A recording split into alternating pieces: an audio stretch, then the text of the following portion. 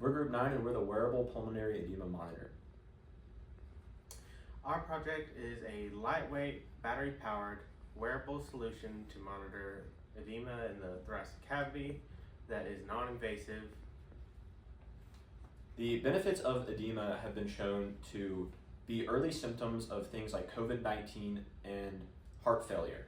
We're going to measure these vitals using a bioimpedance board, a ECG, and a PPG. We're going to be sending these device values from an ESP32 onto a mobile application for users to view their data in real time, as well as on a server so we can store previous information as well as check for trends to see how these vital signs affect our edema.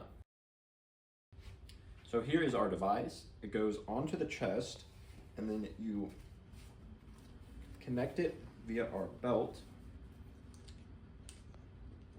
That, and then you can tighten it so it connects better to your chest. And then on the back side of the device, it's going to be a temperature sensor and PPG that's going to connect to your skin and be able to read those vitals.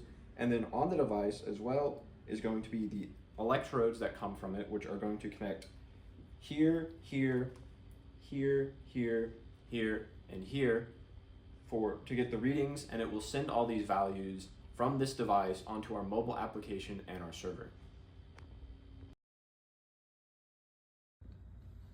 This is our application, right? It is created using Android Studio and Flutter.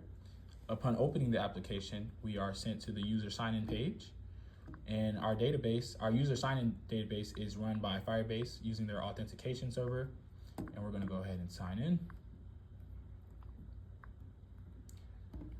Upon sign-in, we are taken to the main menu where we can see our options. We get a nice little welcome message and we see real-time vitals, vital trends, personal messages, and our settings. So upon opening the settings, our device will automatically connect using BLE to the ESP32, and it will go to real-time vitals. So this is our real-time vitals page. As you can see, we're displaying heart rate, our breathing rate, and our temperature. And we also get alerts when values fall out of the expected range.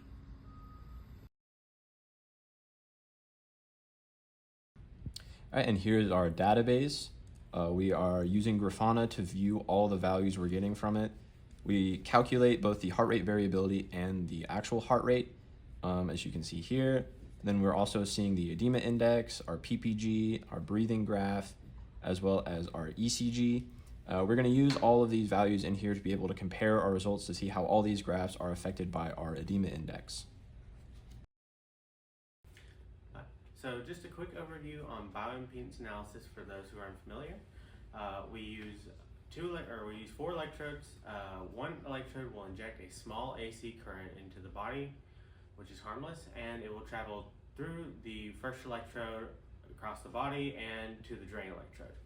From the other electrodes, we measure voltage sense, and we can measure impedance, resistance, and reactance of the human body through those electrodes.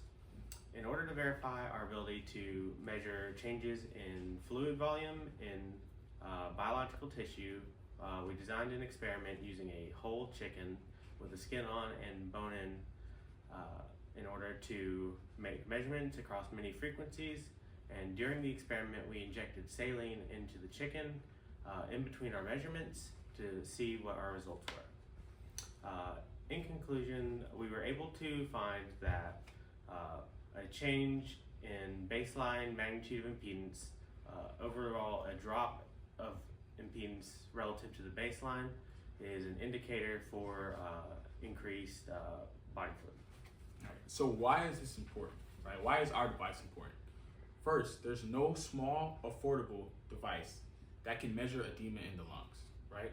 So there are devices that exist, but they tend to be very large and very expensive and not accessible to the general public.